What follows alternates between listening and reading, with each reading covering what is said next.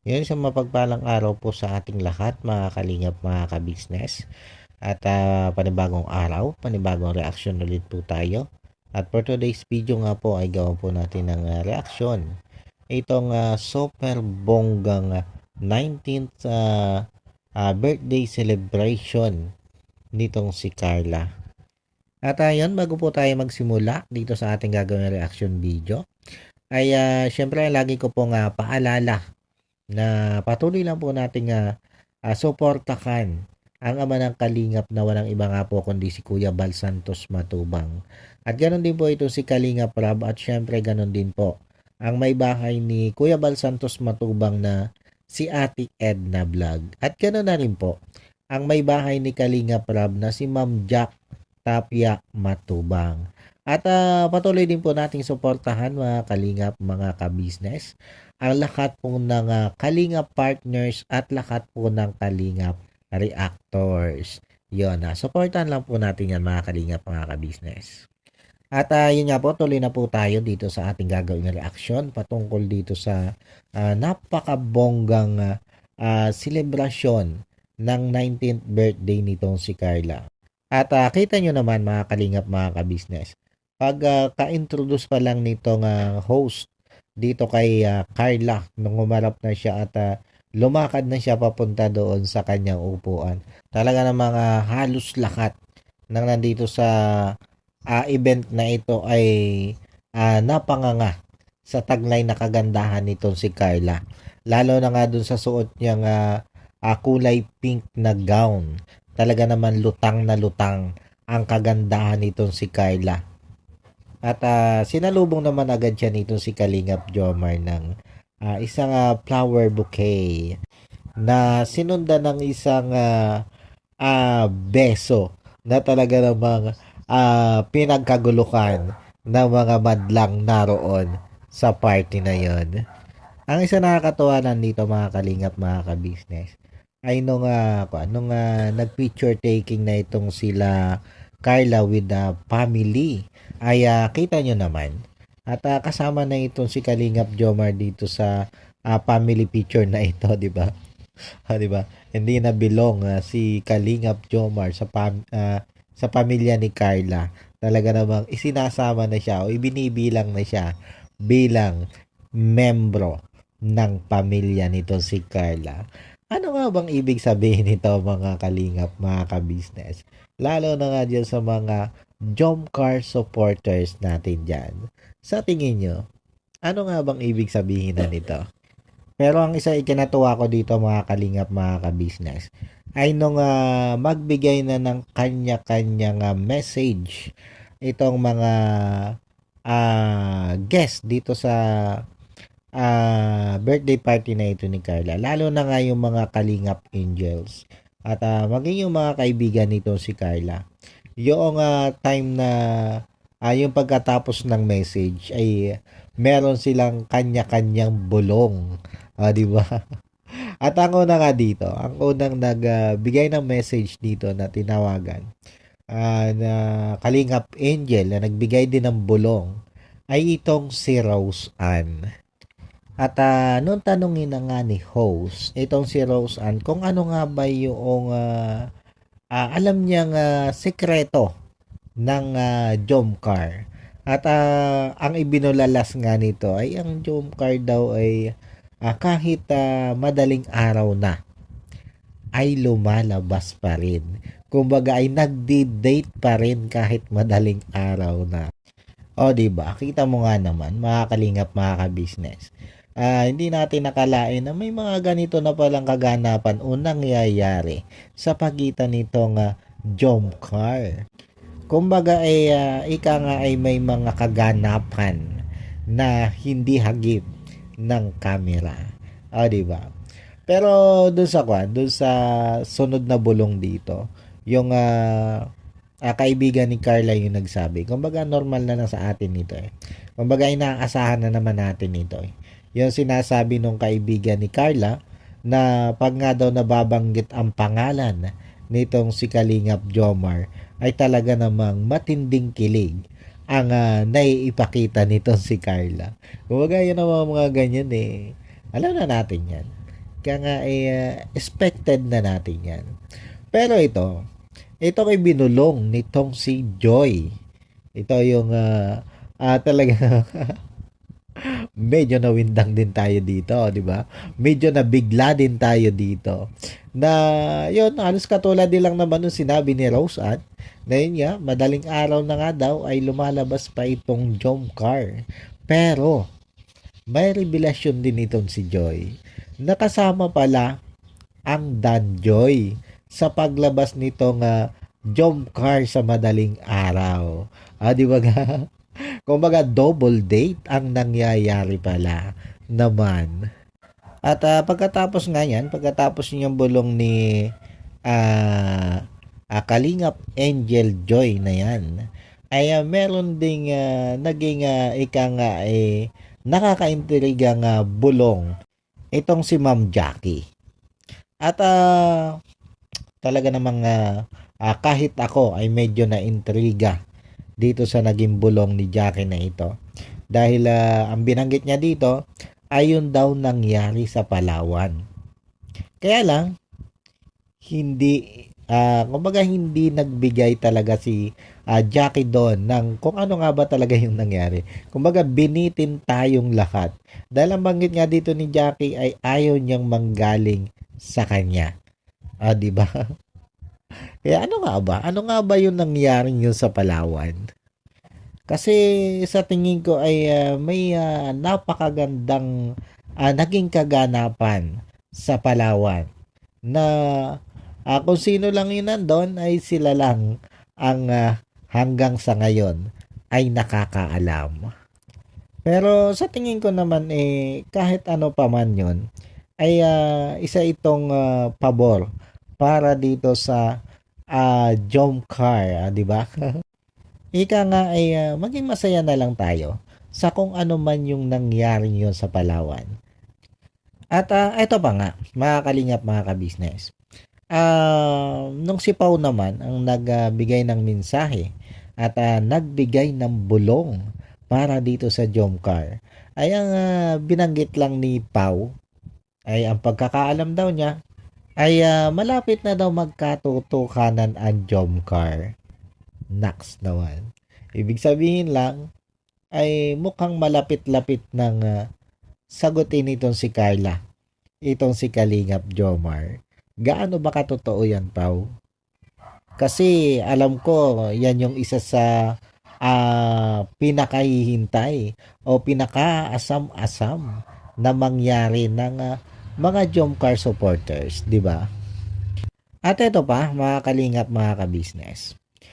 Nung ito namang si Beyonce ang nagbigay ng mensahe at bulong para dito sa Jomcar, ay naulit na naman ang patungkol sa nangyari sa Palawan.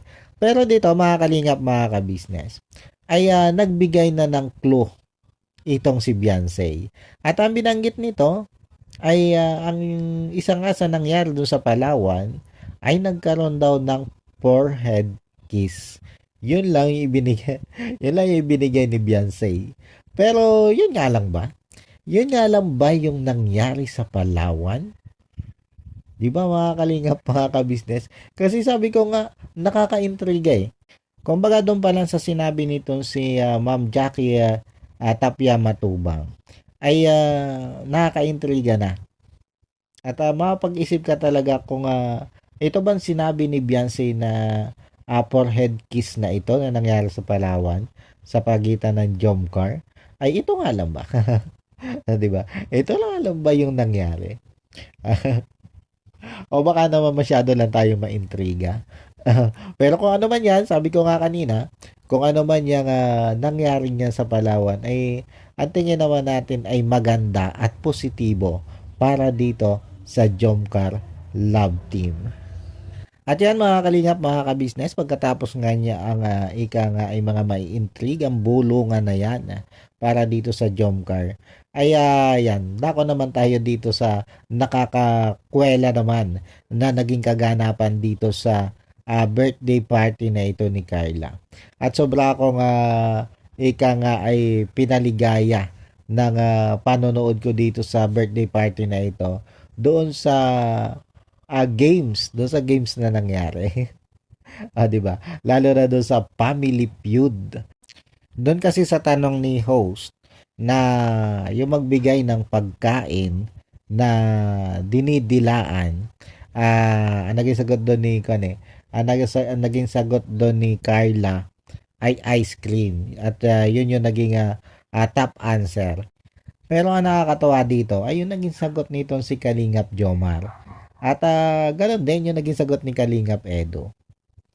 Pero unahin muna natin itong naging sagot nitong si Kalingap Jomar doon sa pagkaing dinidilaan. At ang naging sagot nga nito ay saging daw. Diyos mio, Jomar. Paano ka ba nakain ng saging? At bakit kailangan mo na dilaan bago kainin? Di ba?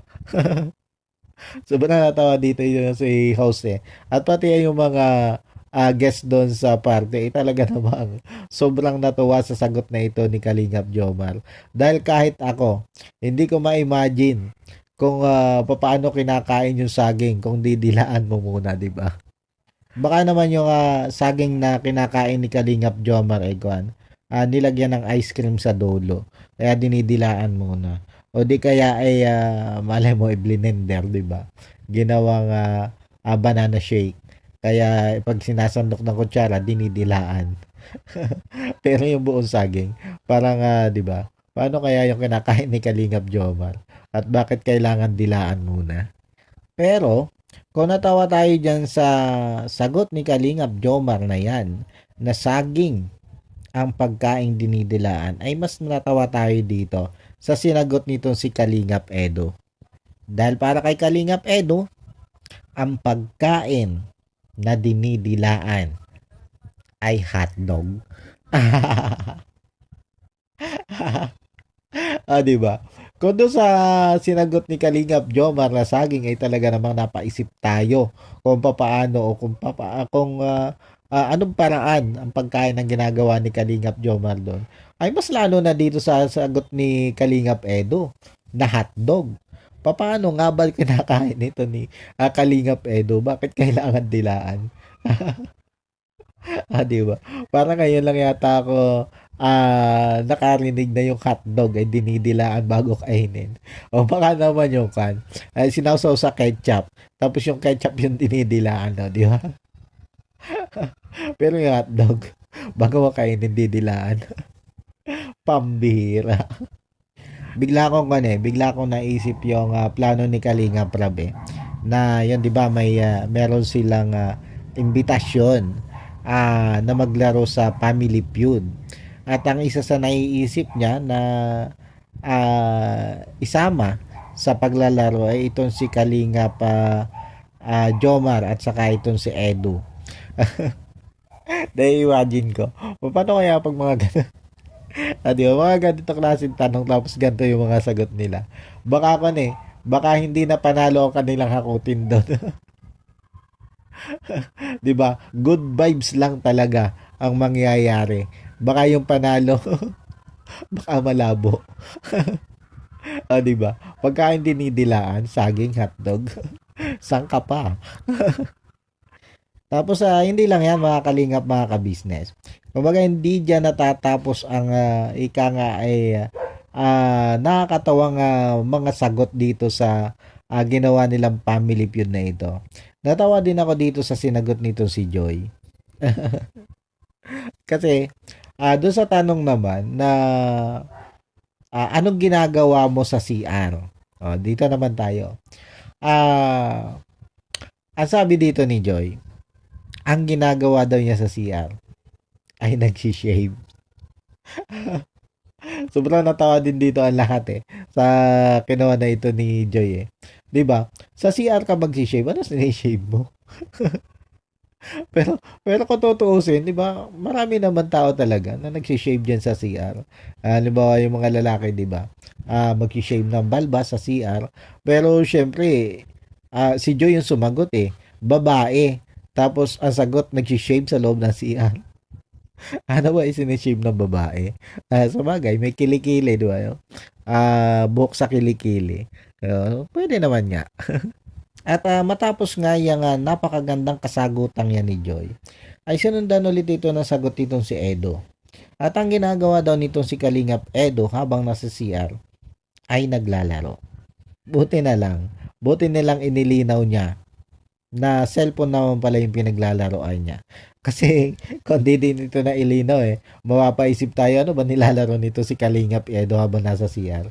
At bakit kailangan sa loob pa ito ng CR maglaro? O, di ba? Kaya nga sa panahon kasi ngayon, ay habit na yan ng karamihan na habang nagsi-CR ay dala yung cellphone at doon naglalaro. At yan mga kalingap, mga ka-business, pagkatapos nga niyang family feud na yan, ay dito naman tayo sa sobrang ika nga ay nakakawaw na kaganapan dito sa birthday party na ito ni Carla na talaga namang ika nga ay hindi lang basta bongga at talaga namang inulan din ito ng napakaraming blessing para dito kay Carla.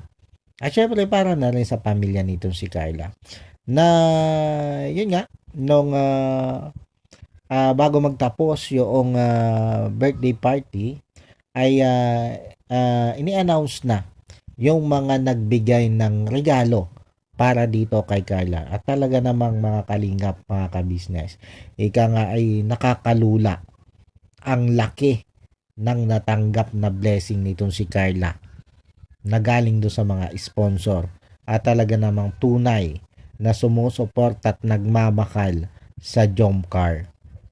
Simula nga doon sa mga ampaw na ipinaabot ng mga ilang sponsor dito kay La Carla hanggang doon sa money bouquet na merong 5,000, 20,000, 19,000. Yung mga ampaw ganun din.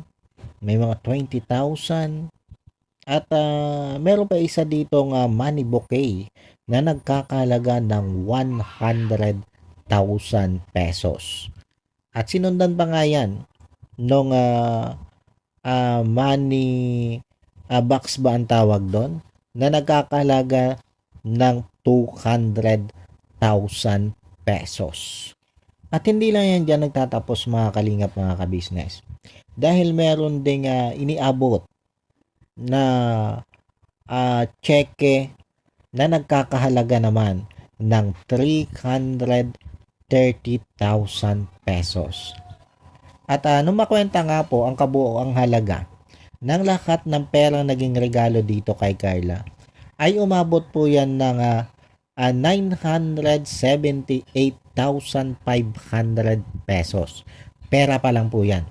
At para lang kay Carla yan. Bukod pa yung mga regalo para dito kay Kalingap Jomar o yung mga ibinigay ng sponsor para dito kay Kalingap Jomar. Grabe. Talaga namang mapapasana all ka na lang talaga. At ika nga di ba? Parang sobrang ika nga very important person itong nagdaos ng kaarawan sa laki ng natanggap na regalo nito. At bukod pa dyan, yung mga, syempre yung mga regalo na hindi pera. Bukod pa yun. Katulad na lang halimbawa ng promise ring. Magkano na yung promise ring na yan? Kaya kung kukwentahin ang lahat ng kabuuan na naging regalo para dito kay Carla, ay malamang sa malamang ay hindi kukulangin sa 1,000,000.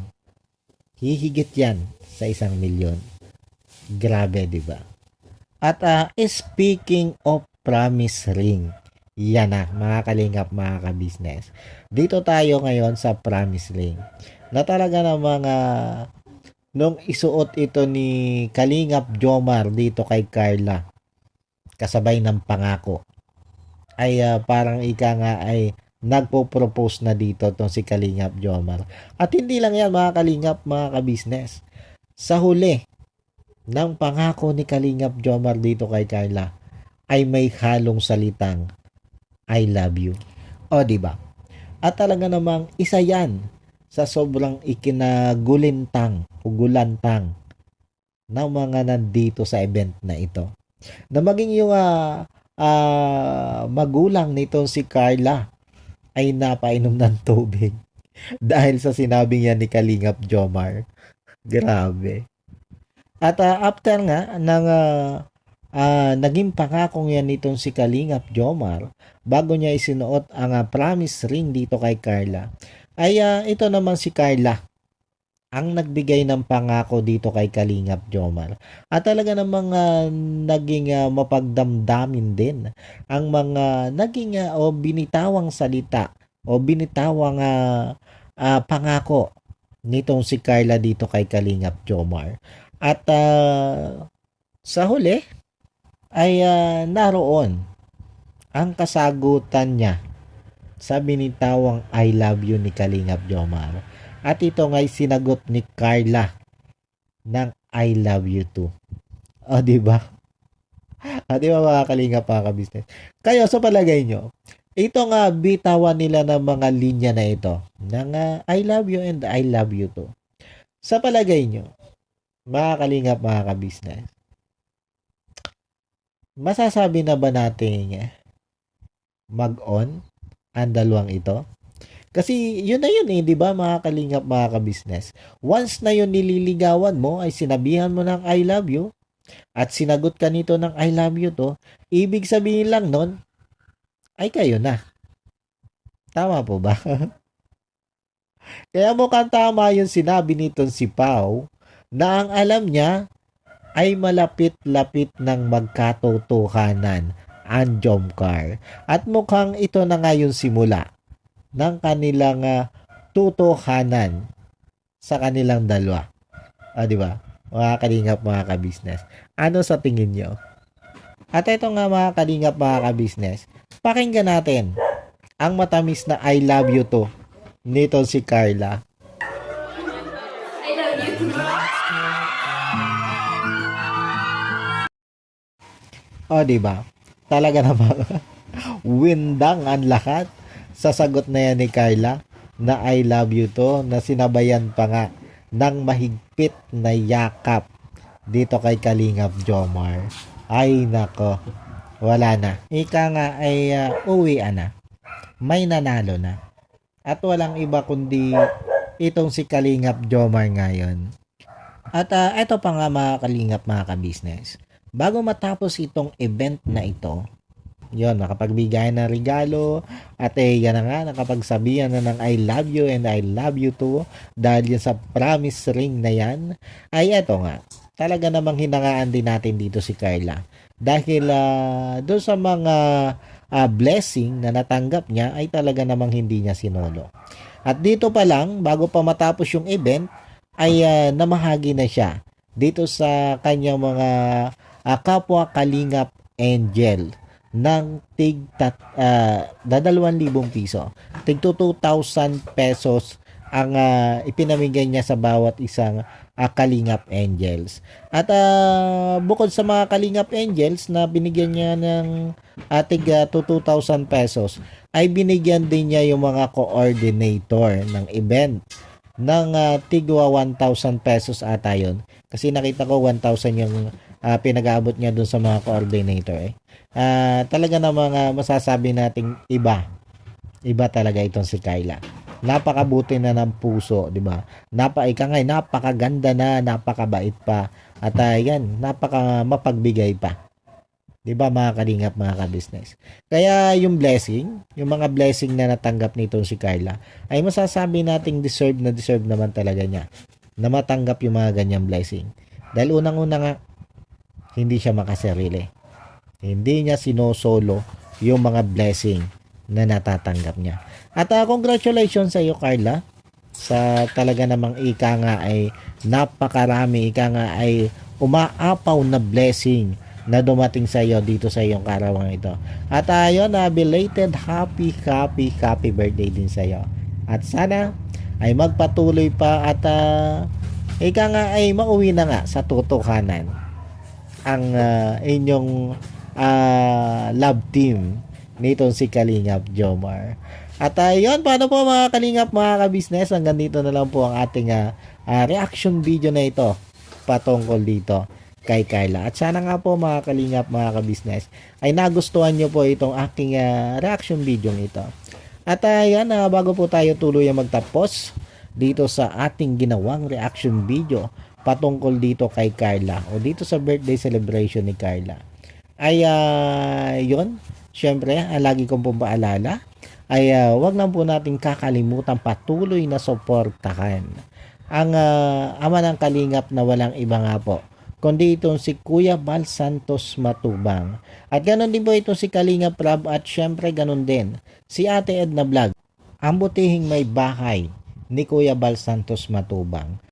At syempre ganon din po ang butihing may bahay ni Kalingap Rab na walang iba nga kundi po itong si Ma'am Jack Tapia Matubang. At ganon din po mga kalingap mga kabisnes, pasuportahan din po ang lahat ng kalingap partners at lahat ng kalingap reactors.